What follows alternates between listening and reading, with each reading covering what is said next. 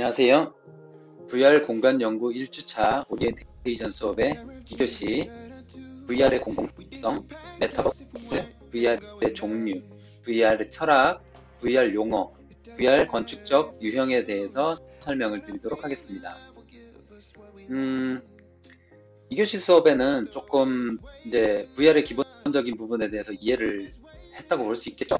그래서 뒤로 넘어가 보면 이렇습니다. VR이라는 것들이 여러 가지 의미들을 가지고 있잖아요. 그죠? 단순하게 여러분들이 헤드셋, 그죠? 헤드 마운트 디스플레이라고 하는 겁니다. HMD를 쓰고요. 그 안으로 들어가서 게임하고 놀고 총 쏘고 막 이게 중요한 게 아니에요.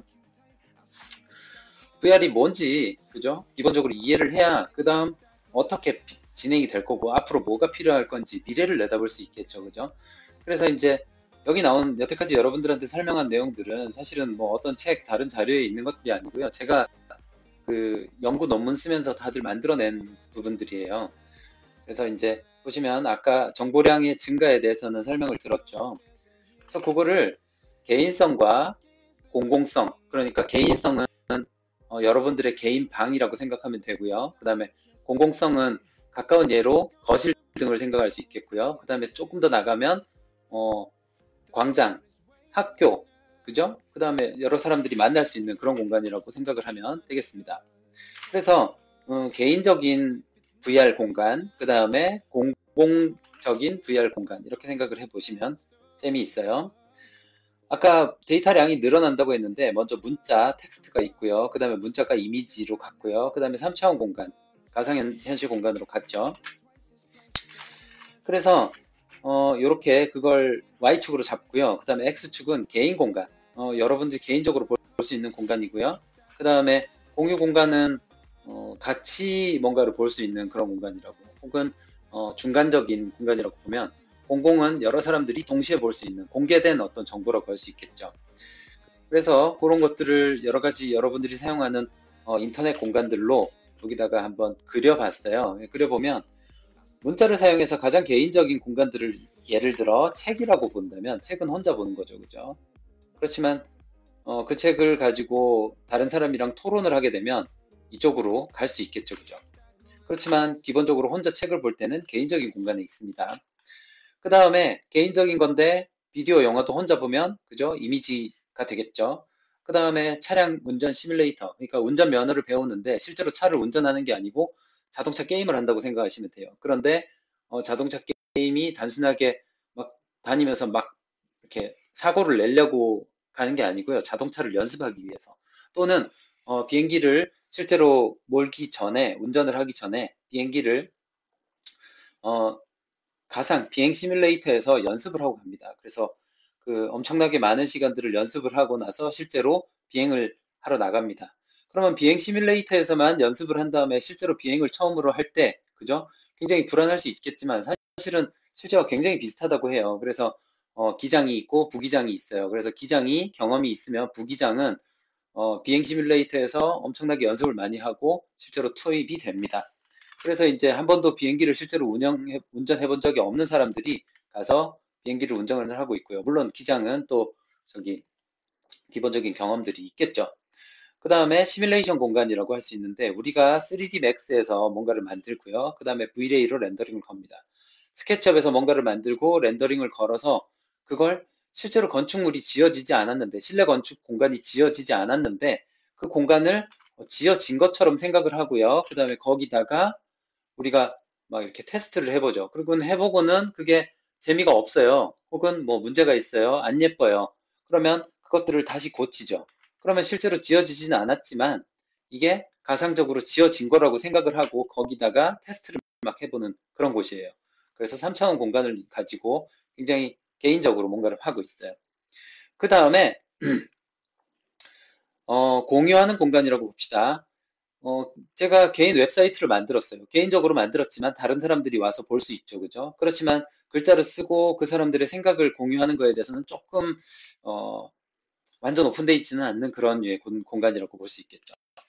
그 다음에, 카카오톡으로 주고받는데요. 대화를 주고받는데, 여러분들하고 저하고 그 대화를 주고받으면서, 그죠? 대화를 주고받으면서 이걸 대화를 주고받으면서 이걸 누군가한테 막 오픈을 하진 않죠, 그죠? 둘이서 대화를 하죠. 그래서 약간은 퍼스널, 그 다음에 세미 퍼스널 두 명이서 지금 뭔가를 하고 있죠. 그 다음에 건축 설계 도면을 그렸는데 그 건축 설계 도면은 그죠? 이미지하고 문자의 거의 중간 단계죠, 그죠? 건축가들한테는 건축 설계 도면은 어떻게 보면 문자와도 비슷한 의사소통의 도구입니다. 그래서 그 도면을 만들고 나면 개인적으로 만들었지만 그 도면을 공유를 해서 이대로 지을 수 있는 어떤 매개체 역할을 하게 되죠. 그래서 공유 공간이라고 볼 수 있는 거고요. 그다음 포털 사이트로 갈수록 조금 더 이제 일반인들한테 더 공개가 됩니다. 건축 투시도를 도면으로 처음에 그렸으면 그죠? 이게 이미지하고 문자의 중간 단계라면 이게 투시도가 되면서 이미지로 바뀝니다. 그러면 일반인이 봤을 때도 이해가 되죠. 그렇지만 건축 설계 도면은 일반인이 봤을 때는 조금 이해하기가 애매할 수 있어요. 그래서 엔코딩 혹은 디코딩이 아니고 엔코딩이 돼 있죠. 그래서 암호화돼 있으니까 전문가들끼리 알아볼 수 있는 무언가라면 그게 건축 투시도가 되면서 일반인들이 공유할 수 있는 그런 공간으로 되어버립니다. 그리고 나서 이제 게임 영역들이 많이 나오기 시작하죠. 월드 오브 워크래프트 뭐 만들었어요. 예전에 디아블로 이런 류의 게임들도 저도 엄청나게 즐겼었어요. 그러면 이 디아블로 3라는 게 예전에 디아블로 1, 2를 할 때는 그죠? 굉장히 개인적이었어요. 게임기가 아니죠. PC에서 프로그램을 설치를 하고 나면 그걸 혼자 노는 거예요. 여러 명이서 같이 노는 게 아니고요. 그런데 어느 순간 컴퓨터 두 대를 연결할 수 있는 상황이 됐죠. 그 다음에 PC를 연결을 해서 두 명이서 그죠? 스타크래프트를 즐겼어요. 그러면 이건 세미 퍼블릭이잖아요. 그죠? 근데 이걸 배틀넷으로 가서 작업을 하는 순간 공공 영역으로 가버리는 겁니다. 그래서 게임도 역시 공공성을 띠면서 뭔가 계속 발전하고 있는 느낌들이 있어요. 디아블로도 마찬가지로 이제는 완전히 그냥 온라인화가 돼서 거기서 사람들이 같이 즐기는 거지 혼자 이렇게 뭔가 즐기면은 재미없다는 게 요즘은 기본적인 상황이잖아요. 그죠? 그래서 그 롤플레잉 게임의 기본은 요즘은 온라인 상황입니다. 그래서 공공성을 계속 띠면서 이쪽으로 진행을 하고 있어요.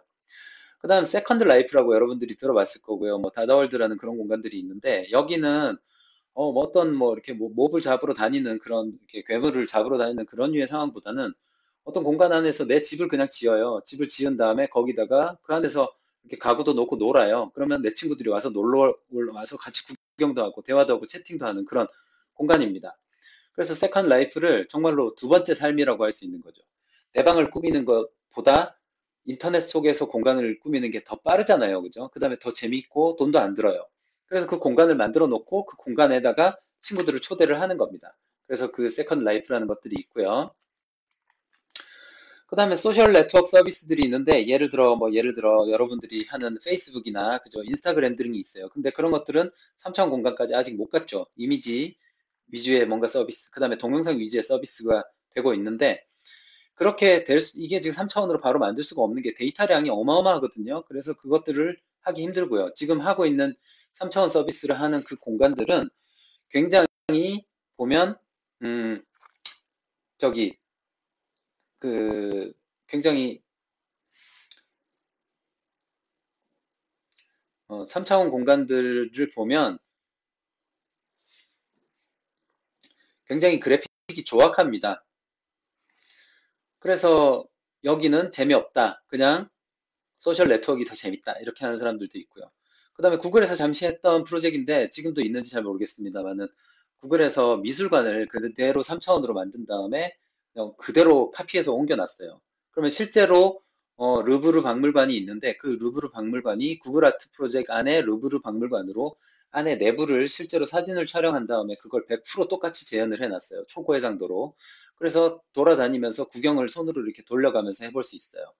그러면 이거는 또 다른 게임하고는 완전 다른 거잖아요. 실제로 뭔가가 있는데 그 있는 것들을 3차원 공간 안에다가 넣어놔서 내가 지금 루브르 박물관에 프랑스로 갈 수가 없잖아요. 그죠? 그런데 구글 아트 프로젝트로 접속을 하게 되면 안에 돌아다니면서 구경을 할 수 있는 겁니다.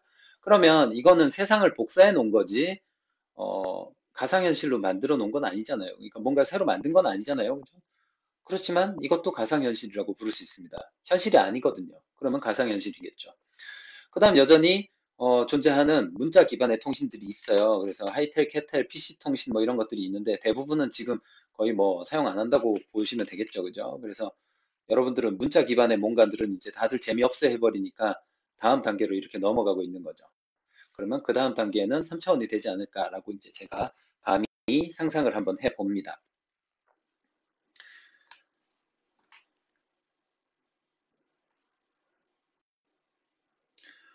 자, 그 다음은 메타버스로 넘어가 볼게요.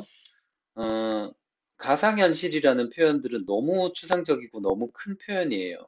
그래서 메타버스라는 개념을 가지고 이렇게 설명을 해놓은 좋은 글이 있어요. 그래서 이제 메타버스 관련된 막 이렇게 집단, 기관 뭐 등등이 있어요. 그래서 메타버스는 일단 정의가 이렇습니다. 가상적으로 확장시킨 물리적 현실, 그죠? 그 다음에 물리적으로 없어지지 않고 지속되는 가상 공간의 집합. 그 다음에 두 가지 융합을 했고 동시 사용자로 하여금 이를 경험할 수 있게도 해준다. 그죠? 아, 이게 무슨 말입니까? 되게 골치 아프죠, 그죠? 물리적 현실. 그러니까 실제로는 우리가 교실 공간이 있잖아요, 그죠? 그 교실 공간이 있는데 그 교실 공간을 여러분들하고 지금 LMS라는 곳으로 여러분들이 접속을 해서 어떤 동영상을 다운받거나 혹은 실시간으로 보고 있잖아요. 그죠? 그러면 이걸 원래 교실에서 해야 되는데 우리가 생각하는 기본적인 그 기본 거점이 교실인데 이 거점을 물리적으로 가상적으로 확장시켜서 지금 LMS로 넘어가 버렸죠. 그죠? 그래서 물리적 현실이 분명히 있는 상태에서 가상적으로 넘어갔다. 그래서 확장됐다. 그 다음에 물리적으로 없어지지 않고 지속되는 가상 공간의 집합. 예를 들어 지금 이 강의 파일이, 그죠? 강의 파일이 만약에 누군가가 가치가 있다고 생각을 하거나 혹은 학교에서 데이터베이스로 가지고 있는다거나 하게 되면 이게 물리적으로는 이제 누군가의 하드디스크에 들어있고요. 그 다음에 그 하드디스크에 들어있는 거를 받거나 가지고 있거나 하면은 없어지지 않고 계속 이 파일이 존재하는 거거든요. 그러면 네트워크상에서 계속 존재하는 이 가상 공간이라고도 볼 수 있는 거겠죠. 그죠? 그러면 아까 그 확장시킨 물리적 현실, 그러니까 확장시킨 물리적 현실이라는 게 교실이 그죠? LMS를 이용해서 확장되고 있는 그런 상황과 그 다음에 그 가상 공간에서 일어나는 여러분이 지금 저하고 같이 공유하고 있는 이 동영상, 그 다음에 공간을 이렇게 상상하면서 느끼는 그 가상 공간이 합쳐져 있는 것들을 메타버스라고 합니다. 그래서 정의가 그 두 가지가 있고요. 그 다음에 이거를 결국은 사용자로 하여금 경험할 수 있게 해준다. 이게 중요해요. 그래서 경험을 할 수 있게 해줘야 가치가 생기는 거거든요. 경험하지 않고 뭔가 즐기거나 느끼거나 뭐 이렇게 볼 수가 없으면 이거는 별로 가치가 없다고 이렇게 볼 수 있는 거죠. 그래서 이제 메타버스라는 거가 정의가 일단 그렇습니다. 그래서 물리적 현실과 가상 공간의 집합, 그 다음에 경험이라는 키워드가 나왔죠. 자, 한번 봅시다. 우리가 이제 현실이 있는데요. 이게 외적으로 이런 것들이 있고요. 그 다음에 내적이 있어요. 그러면 이게 이제 여기에 사람이 하나가 있어요. 사람이 이렇게 있는데, 사람이 있으면 그 사람의 마음속을 내적이라고 보고, 그 다음에 외적으로 뭔가 보이는 것들을 익스터널이라고 봅시다. 그 다음에 증강을 그 Y축으로 보고요. 그 다음에 시뮬레이션을 그 Y축의 마이너스 방향으로 봅니다. 그러면 실제로 어떤 현상, 뭐 뭔가 어떤 물건이 있어요. 그 물건이 있는데 뭐 이렇게 합시다. 우리가 실내 공간이 이렇게 공간이 하나가 있어요. 그래서 이렇게 공간이 막 이렇게 있는데 이 실내 공간을 마음속으로 느끼는 것, 그죠? 그 다음에 이거를 표현하는 것, 그 다음에 이거를 실제로 없는데 실제로 있는 것처럼 만들어 보는 것. 그 다음에 실제 현실에 있는데 그걸 그 가상을 더하는 것. 이렇게 생각하시면 돼요. 그래서 시뮬레이션이라고 하면 우리가 실제로 이렇게 집이 하나가 이렇게 있는데 이 집을 투시도로 이렇게 막 만들어 갖고 현실처럼 이렇게 만들었어요. 그러면 우리가 투시도 3D 수업 시간에 만들었던 그 투시도 있잖아요. 그죠? 그 투시도는 실제 지어지지 않은 집을 가짜로 시뮬레이션 해보는 거죠. 그죠? 가짜로 묘사해보는 거죠. 그런데 이게 아니고 우리가 교실 공간이 이제 있어요. 그 교실 공간 내에서 막 이렇게 벽지나 그 다음에 디자인이 아무것도 없어요. 정말 단순한 공간이 있어요. 그럼 그 공간 속에서 우리가 저 벽에다가 색칠을 한번 해보자. 그런데 페인트로 지금 다 칠하고 나면 만약에 예쁘지 않으면 그걸 없앨 수가 없잖아요. 그죠? 그러면 거기다가 우리가 이렇게 뭐 헤드 마운트 디스플레이 있죠. 그죠? HMD를 쓰고 그 가상현실 글래스 같은 것들을 쓰고 녹색이 칠해진 상태를 이렇게 보는 거예요. 그러면 그것들은 증강현실, 증가, 어떤 실제 있는 현실보다 정보를 더해서 뭔가 보여주는 거잖아요. 그래서 그걸 증강 부분이라고 보는 거고요. 그 다음에 일상기록이라고 할 수 있습니다. 그 일상기록은 내가 이제 개인적으로 뭔가를 했는데 밥을 먹는데 그 밥을요, 그 밥을 매일매일 이렇게 사진을 찍는 사람들이 있어요.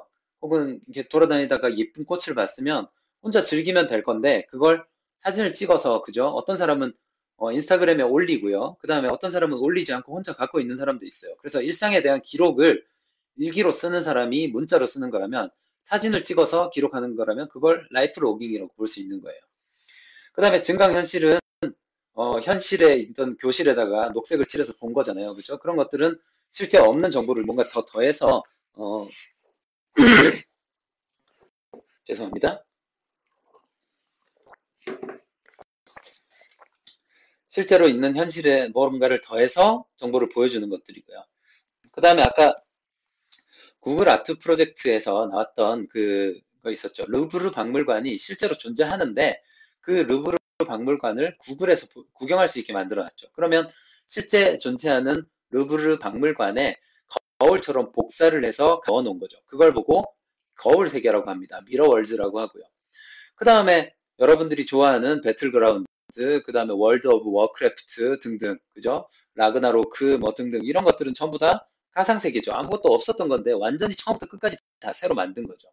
그러면 어떤 것이 더 가치가 있을까? 혹은 더 복잡할까? 어떤 것이 더 의미가 있을까? 그죠? 그냥 이 네 개가 다 다른 거예요. 이 네 개를 다 포함해서 사람들은 그냥 가상현실이라고 불러요. 근데 정확한 표현은 가상현실이라고 부르기는 조금 애매하고요. 가상현실은 이것들을 전부 다 통칭하는 그런 표현이라고 저는 생각을 하고요. 증강현실은 증강현실이죠. 그죠? 안경을 쓰고 구글 글래스 같은 것들을 쓰고 돌아다니면서 사람 얼굴을 보면 그 사람의 얼굴을 스캐닝을 해서 이 사람의 얼굴을 이렇게 띄워준다거나 눈에다가 그 안경에다가 그 다음에 뭐 드래곤볼 같은 만화에 나오는 이렇게 전투력 측정기 있죠. 그런 것들이 증강현실기라고 볼 수 있겠죠. 그죠? 그 다음에 인스타그램은 라이프 로깅 혹은 페이스북도 라이프 로깅이라고 볼 수 있겠죠. 일상 기록에 가까운 그 소셜 네트워크예요. 내 일상을 네트워크를 통해서 공유를 하고요. 그걸 가지고 사람하고 관계를 만들어가는 곳. 그것을 라이프 로깅이라고 할 수 있고요. 그 다음에 실제 있는 공간을 그대로 복사해서 만들어 놓은 것. 똑같이 만들어 놓은 것들을 거울 세계라고 할 수 있을 거고요. 이럴 수 있겠죠? 지금 여러분들이 보고 있는 이 화면은 제가 교실에서 보여줄 수 있는 것들을 거울로 만들어서 혹은 교실에서 일어나는 것들을 가상적으로 뭔가 다르게 만들었고 여러분들한테 보여주는 공간이라고 볼 수도 있고요. 그 다음에 실제로는 아무것도 없는데 여러분들한테 지금 내가 뭔가를 만들어서 막 보여주면서 막 이렇게 공간 교실에서 그 교육받는 느낌을 갖게 만들잖아요. 이런 것들도 가상 세계라고 할 수 있겠죠. 전형적으로는 게임 세계라고 볼 수 있겠습니다. 그래서 우리가 기존의 학자들이 어떻게 정의를 했는지 한번 쭉 정리를 해서 보자면 이래요. 류철균이라는 사람은요, 생활형 가상세계라고 메타버스를 번역을 했고요. 그 다음에 모든 사람들이 아바타를 이용하여 사회, 경제, 문화 활동을 하게 되는 가상의 세계를 메타버스라고 이야기를 했고요. 메타버스라는 것들은 이 네 개가 다 포함된 겁니다. 그렇기 때문에 현실 세계와 같은 사회적, 경제적 활동이 가능한 3차원 가상 공간이라고 서성은 씨가 그 정의를 한번 했어요. 그래서 여러분들 게임 속에서 그 아이템 사고 팔고 하죠. 그죠? 심지어는 거기서 배달도 시킬 수 있죠. 광고도 보고, 그 다음 사람들이랑 대화를 하죠. 그러면 사회생활 할 수 있고, 경제 활동을 할 수 있죠. 그죠? 그러면 이것도 역시 메타버스라고 할 수 있는 거예요. 그 다음에 오토데스크, 이제 오토캐드 만든 회사죠. 3D 맥스 만든 회사. 존 워커라는 사람은 실생활과 똑같고 실생활에 사회적 경제적 기회가 주어지는 가상현실 공간을 메타버스라고 정의를 했습니다. 그래서 이제 메타버스라는 용어에 대해서 한번 공부를 해봤어요. 자, 이 가상현실이 뭐 게임에서만 있는 게 아니고요. 학술적으로도 정의를 많이 했어요. 2004년, 그러니까 뭐 15년 전에 이수진 씨가 쓴 가상현실의 체험과 현실 세계의 상호성이 어떻게 관계가 있는 건지 논문을 썼고요. 그래서 뭐 이래저래 막 공부를 했는데 제가 이제 14년부터 관련돼 갖고 연구 논문들을 많이 썼는데요. 저는 어떻게 보면은 실제로 그 우리 생활에 도움이 될 수 있는 그런 공간을 만들고자 했어요. 그래서 청소년 시설이 어, 청소년 수련관, 청소년 관련 뭐 시설들이 되게 많잖아요. 그죠? 그래서 그 청소년 시설들이 사실은 접근성이 굉장히 떨어지는 부분들이 있고요. 그 다음에 늘상 가고 싶은데 여러분들이 게임 속에서 빠져 있어서 사실은 제대로 뭔가 가상 공간이라 하면 항상 시간 낭비라는 공간들 혹은 뭔가 가서 즐기고 그 다음에 소모적이고 그죠? 그런 부분들을 많이 생각하고요. 일단 뭐 선생님들 혹은 부모님들이 별로 좋아하지 않는 그런 이상한 공간들이 많잖아요. 그죠? 그게 가상현실 공간도 굉장히 유익하고 이렇게 재밌는 것들을 많이 만들 수 있어요. 예를 들어 지금 여러분들이 보고 있는 이 수업도 2차원으로 만든 가상현실 공간이잖아요. 그래서 이런 류의 좋은 컨텐츠가 3차원으로 만들어져 있으면 여러분들이 그 안에서 교류도 하고 아바타도 만들어서 대화도 하고 그죠? 새로운 사회관계도 쌓아가고 그런 공간들을 만들 수 있어요. 그런데 실제로는 없죠, 그죠? 결국은 돈 되는 부분들만 그 게임 회사에서 뭔가 만들어서 뭔가를 하기 때문에. 그래서 이제 제가 연구한 부분들은 뭐 이렇게 청소년 시설을 가상화시킨다거나 혹은 지하철에서 그 여러분들이 지하철에서 보통 뭐 합니까? 휴대폰 보고 있잖아요. 그죠? 그 이유가 버스에서 볼 수 있는 그런 많은 정보들이 없기 때문이에요. 지하에서 어두운 공간 속에서 계속 그냥 지하철이 가잖아요. 그죠? 그러니까 지겨우니까 휴대폰만 보고 있는 거거든요.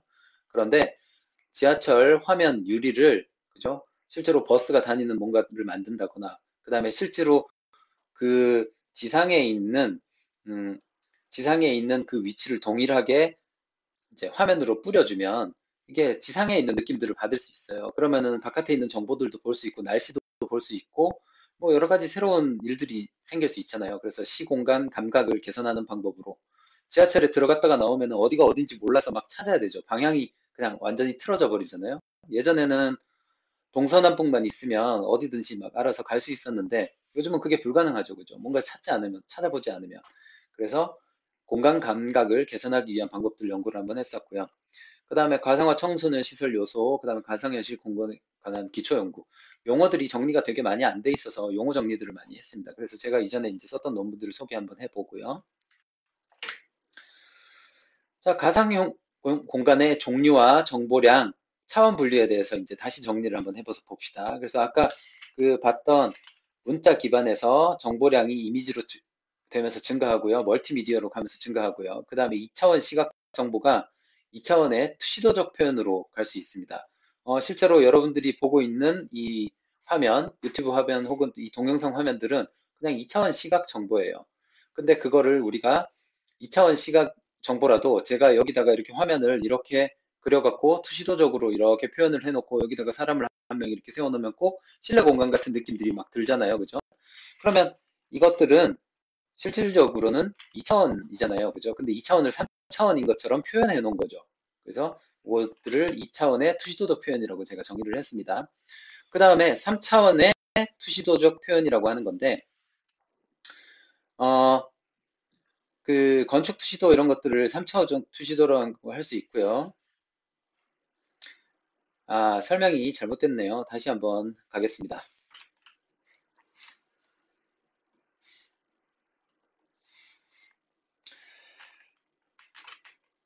자, 가상 공간의 종류와 정보량, 차원 분류에 대해서 한번 또 설명을 해보겠습니다. 문자에서 그 다음에 이미지로 넘어갈수록 데이터량이 증가한다고 했죠. 그 다음에 멀티미디어, 예를 들어 동영상으로 가면 정보량이 더 증가하겠죠. 그 다음 VR로 가면 정보량이 더 증가할 겁니다. 그리고 우리가 이제 사용하는 그 것들을 조금 더 뜯어서 보면 2차원 시각 정보라고 하는 것들이 대부분 다 지금 화면에 보는 것처럼 2차원으로 뭔가를 만들어 놓은 것들이죠. 그죠? 근데 이 2차원 시각 정보에서 3차원적 투시도 표현, 그러니까 3차원적 투시도 표현은 이런 거라고 생각하시면 돼요. 여러분들이 실내 공간, 어, 이렇게 해가지고 투시도를 이렇게 그리잖아요. 그죠? 그러면 이게 실제로는 3차원이 아닌데 3차원 같은 느낌을 주잖아요. 그죠? 그래서 이것들을 3차원의 투시도적 표현이라고 생각을 했습니다. 근데 이게 아니고 이걸 실제로 내가 이렇게 돌려가면서 볼 수 있는, 그러면 3차원 데이터는 우리가 실제로 그 스케치업에서 작업을 할 때 내 마음대로 돌릴 수 있는 거 있죠. 돌려서 이것저것 이렇게 볼 수 있는 것들. 그게 3차원 시각 정보예요. 그렇지만 이 3차원 시각 정보를 누구한테 전달을 하려면 결국 JPG로 눌러서 보내야 되는 거잖아요. 그죠? 그러면 이 JPG 파일은 3차원적 투시도적 표현이라고 하고요. 그 다음에 스케치업처럼 이렇게 내가 돌릴 수 있는 이거는 3차원 시각 정보예요. 그리고 나서 그거 중간 단계들이 있었는데 예를 들어 디아블로 같은 거 있죠. 혹은 월드 오브 워크래프트. 움직임이 굉장히 2차원적이고 사실은 단순해요. 3차원적으로 움직이는 게 거의 없거든요. 그런데 이걸 3차원적인 느낌을 주게 만들었잖아요. 그림자를 준다거나 해서. 그래서 이제 그것들을 뜯어서 한번 봅시다. 문자 기반의 아까 여러분들이 이야기했던 하이텔, 캣텔 통신, 그 다음에 도스나 리눅스 있죠. 커맨드 프롬프트 이런 것들 있죠. 그 다음에 포털 사이트도 사실은 2차원의 투시도적 표현이라고 할 수 있어요. 보면은 네이버 같은 데 보면 입체적인 표현들을 막 했죠. 그렇지만 결국은 그림자밖에 없는 거예요. 그냥 2차원이거든요, 결국은. 그래서 있고요. 그 다음에 이미지로 넘어가 보면 소셜 네트워크 서비스, 뭐 페이스북, 그 다음에 인스타그램 등이 되는 거고요. 그 다음에 전자책들이 있겠죠. 거기에 이미지들이 막 나오고요. 그 다음 아까 설명했던 구글 아트 프로젝트들이 이런 게 있어요. 이것도 결국 돌려가면서 볼 수 있지만 2차원 사진을 찍어서 여기다가 보여주는 거죠. 그죠? 그 다음에 카카오톡, 스카이프 등등을 가지고 막 동영상을 주고받을 수 있으니까 이렇게 되고요. 그 다음 윈도우도 사실은 2차원 시각 정보인데 그것들을 이렇게 막 여러 가지 것들을 가지고 있죠. 그 다음에 리눅스, 우분투 등등의 여러 가지 새로운 OS들이 있습니다. 그 다음에 여기로 넘어가면 3차원의 투시도 표현, 우리가 건축 설계 도면을 그죠? 2차원 이미지하고 그 문자의 중간 단계라고 아까 설명을 했죠. 그 다음에 건축 투시도 여러분들이 많이 그리는 것들이 3차원의 투시도적 표현이 되겠죠. 그 다음에 다음번에는 어떻게 될 건가?